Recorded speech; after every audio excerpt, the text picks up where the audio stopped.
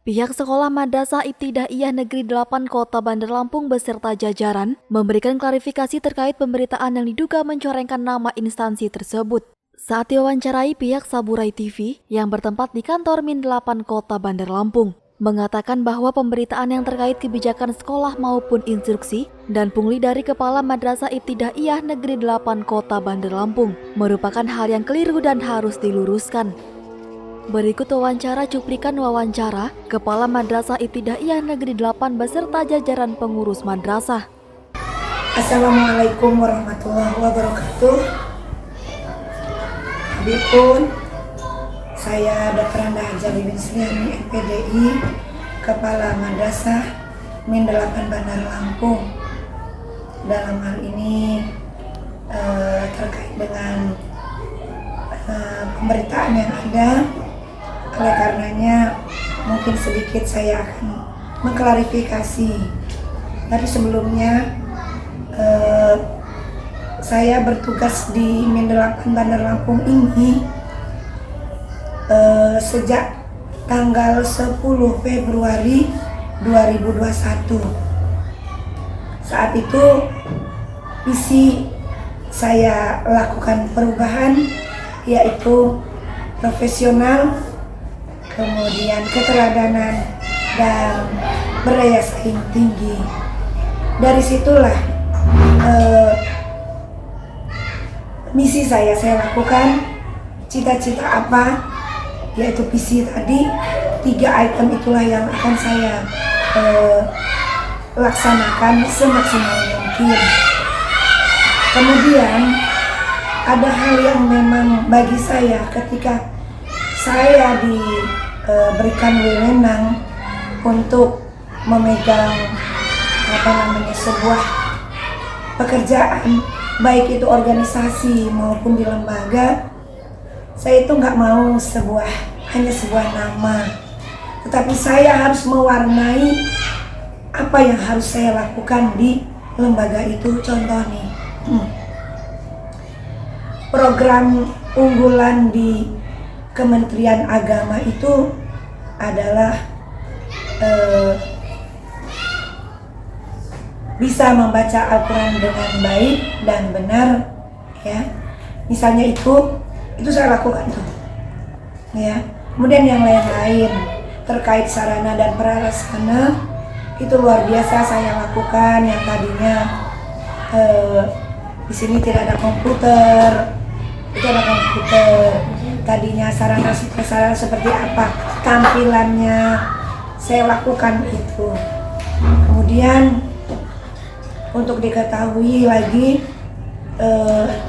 kegiatan belajar mengajar baik itu kurikulum maupun ekstrakurikuler ini luar biasa. Kami buat tim yang memang menangani itu sesuai dengan visi tadi, profesional. Jadi masing-masing yang membidangi. Nah, kenapa saya ungkapkan seperti itu?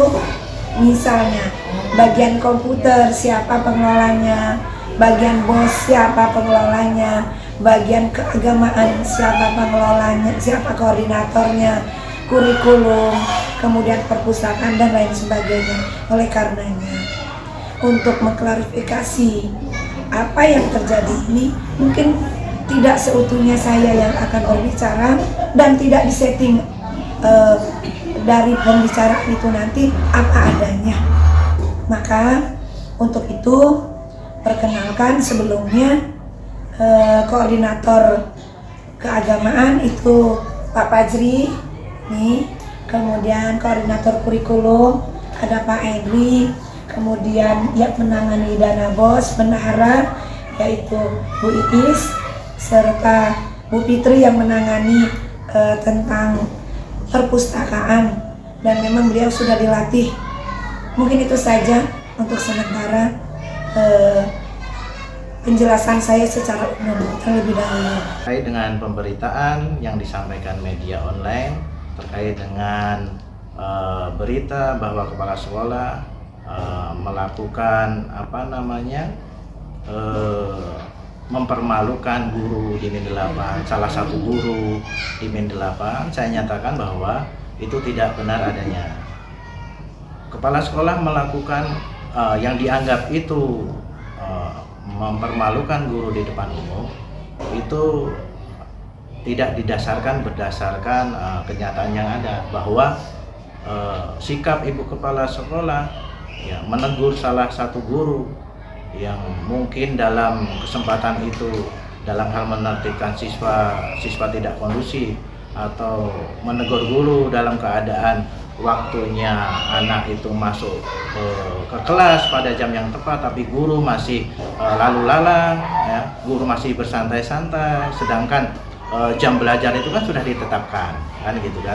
Tapi sudah lewat waktunya, suasana tidak kondusif, sehingga salah satu guru itu ditegur, sehingga mereka memiliki persepsi bahwa guru ini menegur saya di depan anak-anak dan mempermalukan saya, sehingga persoalan ini muncul di kemudian hari. Terkait dengan persoalan yang ketika kepala sekolah menegur anak-anak untuk memungut sampah, padahal sebenarnya bahwa sekolah kita adalah sekolah besar yang memiliki proyek mengelola sampah dengan baik.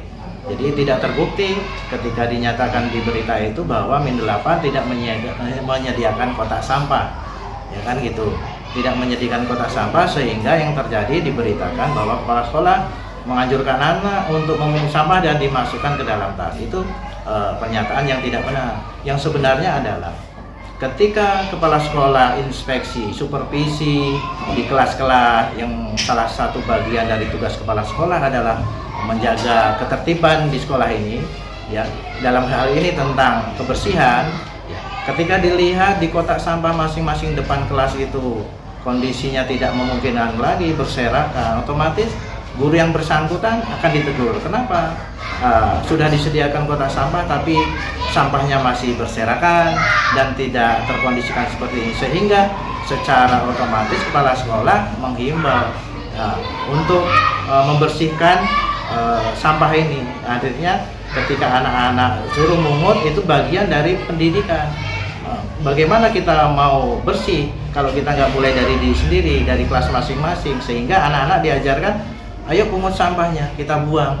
Bukan berarti itu dilakukan tiap hari, bukan. Kotak sampah kita ada, dan itu bisa dibuktikan, kan gitu kan, bahwa dalam hal ini sikap kepala sekolah tersebut bukan berarti mempermalukan guru di depan murid atau menyuruh murid untuk melakukan perbuatan yang tidak pantas, memungut sampah dibawa pulang, bukan seperti itu. Itu bagian dari spontanitas sikap ibu, bagaimana mengajarkan menjaga kebersihan. Fungsi kepala sekolah memberikan reward dan punishment, itu pendidikan karakter. Bagaimana kita bertanggung jawab dong kalau membawa sampah ke kelas, jajannya di luar tapi sampahnya dibuang di laci, ditumpahkan di kelas, itu kan pendidikan karakter yang diajarkan ada, ayo pungut, tanggung jawab, ya kan? Siapa yang buang tadi, ayo pungut, buang di tempatnya, kan gitu. Itu salah satu sikap manajerial kepala sekolah kami, yang itu semuanya ditafsirkan dengan salah satu guru atau beberapa guru bahwa itu sikap yang mempermalukan mereka di depan umum. Nah, itu tanggapan terkait item tentang bagaimana kepala sekolah itu diberitakan mempermalukan guru di depan murid. Itu tanggapan dari kami, di sepengetahuan kami. Pernyataan ini saya dasarkan atas pernyataan yang saya lihat langsung, tidak ada rekayasa. Mudah-mudahan dengan kejadian ini menjadi evaluasi bagi kita semua untuk menjadi madrasah yang lebih baik di kemudian hari. Jadi berkaitannya dengan buku adalah saya pengelola Toserba, di mana kepala madrasah itu salah satu penilaian kinerjanya pada saat datang tim audit menilai kinerja kepala madrasah adalah dia memiliki jiwa kewirausahaan. Artinya, apakah kepala madrasah tersebut memiliki jiwa kewirausahaan? Di mana kalau memang memiliki? Nah, salah satunya adalah Toserba, dan Toserba selain menjual ATK, ATS, dan alat tulis, menjual juga buku pelajaran. Buku pelajaran itu kenapa dijual? Itu pun permintaan orang tua murid supaya mereka tidak terlalu jauh memberi bukunya ke arah Tanjung Karang. Karena kan di Panjang lumayan butuh ongkos juga, butuh waktu. Sehingga kami adakan Dan juga penjualan buku tersebut itu tidak pernah dipaksakan dengan adanya bukti ucapan guru di grup kelas masing-masing. Saya bacakan ya. Assalamualaikum ayah bunda, buku sudah ada untuk soleh dan soleha belajar. Jika berminat, WA Bu Guru. Bisa dibayar 2 kali bulan September dan November. Kalau mau cari di luar juga nggak apa-apa ya ayah bunda, bukunya seperti ini. Dan kenapa Bu Wiwin memiliki jiwa kewirausahaan? Karena Bu Wiwin selaku Kepala Madrasah Min 8 memikirkan bagaimana kesejahteraan guru, peserta didik, dan juga kenyamanan madrasah melalui kewirausahaan Toserba ini. Salah satunya, dana tersebut adalah dari hasil fee yang kita dapat menjual buku, itu ada yang kita kasihkan kepada guru-guru tersebut. Itu pertama. Kedua, uang tersebut digunakan untuk mereward murid-murid yang memiliki prestasi secara spontan. Contohnya, di sini ada anak bisa membaca Quran surat Yasin dari ayat pertama sampai ayat 10. Sama Bu Wiwin dikasih reward, yaitu uangnya dari kewirausahaan Toserba tersebut. Masih ada lagi, misalnya Bu Wiwin meminta anak-anak hafalan di guru sore hari, ada lagi diberikan reward. Arti kata, jika mengatakan buku itu harganya mahal, ya kan sesuai dengan penerbit dong. Penerbit kasih harga sekian, ya kita sampaikan ke guru dan wali murid. Sekali lagi, penjualan buku tidak dipaksakan. Untuk semester ini, perpustakaan meminjamkan beberapa buku kepada murid-murid melalui wali kelas. Di sini ada buku untuk kelas 6, buku matematika untuk kelas 2, buku bahasa Lampung, lalu ada buku untuk ujian sekolah. Nah, itu beberapa buku-buku yang memang dipinjamkan kepada murid melalui guru masing-masing. Nanti dari perpustakaan ke guru, dan dari guru nanti didistribusikan kepada murid-murid yang ada di kelas. Alhamdulillah selama dari tahun 2021 saya menjabat sebagai bendahara pembantu. Setiap tahun kita menganggarkan alokasi dana BOS itu untuk buku. Jadi setiap tahun kita anggarkan belanja bukunya, dan itu juga sudah terrealisasikan. Setiap penerbit mengirimkan buku yang kita pesan, kita langsung setor ke perpustakaan, dicap segala macam, bukti nota pembelian dan lain-lain, insya siap. Jadi apa yang diberitakan di koran itu sama sekali tidak benar. Saya mencoba mengklarifikasi apa yang sudah tersebar luas di media online. Di sana dinyatakan bahwasanya Min 8 menggunakan dana infak sedekah itu untuk fotokopi dan segala macam, padahal itu tidaklah benar. Kami semua di sini adalah koordinator. Apapun yang kami lakukan itu harus koordinasi terlebih dahulu dengan Ibu Kepala. Bahkan saya selaku ketua infak sedekah itu menyatakan tidak benar apa yang dikatakan oleh bendahara saya, karena beliau sudah melangkahi saya dan saya tidak tahu tentang apa-apa yang dimaksudkan oleh bendahara saya tersebut. Padahal seharusnya selaku bendahara yang memegang uang infak sedekah itu koordinasi dulu kepada saya selaku ketua. Namun alhamdulillah beliau sudah mengklarifikasi ketika kami sudah dimediasi oleh pihak Kemenak dan Kanwil. Alhamdulillah ternyata beliau mengakui bahwa pernyataannya adalah tidak benar, dan beliau sudah meminta maaf khusus kepada saya selaku ketua infak sedekah atau koordinator infak sedekah, dan juga sudah meminta maaf kepada Ibu Kepala Madrasah. Ini bukti fisik beliau. Beliau menyatakan kepada khususnya Kepala Madrasah dan juga saya, Assalamualaikum warahmatullahi wabarakatuh. Ibu Kamat yang saya hormati, saya Asrori. Secara pribadi mohon maaf lahir batin dunia akhirat atas kesalahan dan kebodohan saya selama ini. Dan untuk uang infak Jumat Berkah sudah saya serahkan kepada Ibu Bendahara, kurang lebih sekitar 12 juta rupiah. Dan inilah bukti fisik bahwa beliau sudah mengklarifikasi apa yang ada pada video sebelumnya. Maka saya mengucapkan terima kasih kepada bendahara saya, dan kita sama-sama memaklumi bahwa kita adalah manusia, tempatnya salah dan dosa. Dan mudah-mudahan dengan adanya klarifikasi ini bisa menjadi evaluasi buat kita semua. Apapun itu harus kita diskusikan, apapun itu harus kita komunikasikan, apapun itu bentuknya, apalagi yang berkaitan dengan infak sedekah harus dikoordinasikan karena itu bukan uang pribadi tapi uang umat. Dan alhamdulillah terkait dana, untuk kemana dana-dana tersebut, maka diantaranya dalam video tersebut dikatakan bahwa uang itu digunakan untuk fotokopi, itu benar, tapi itu uangnya dipinjamkan dan alhamdulillah sudah diganti. Saksinya saya, karena ketika mengembalikan uang fotokopi itu tanda tangan harus melalui tanda tangan saya selaku ketua koordinator infak sedekah. Terima kasih. Assalamualaikum warahmatullahi wabarakatuh. Dalam wawancara terakhir, Hajah Wiwin menyampaikan terkait klarifikasi mengenai berita yang beredar, dirinya memberikan kesempatan dengan koordinator dan pengelola masing-masing.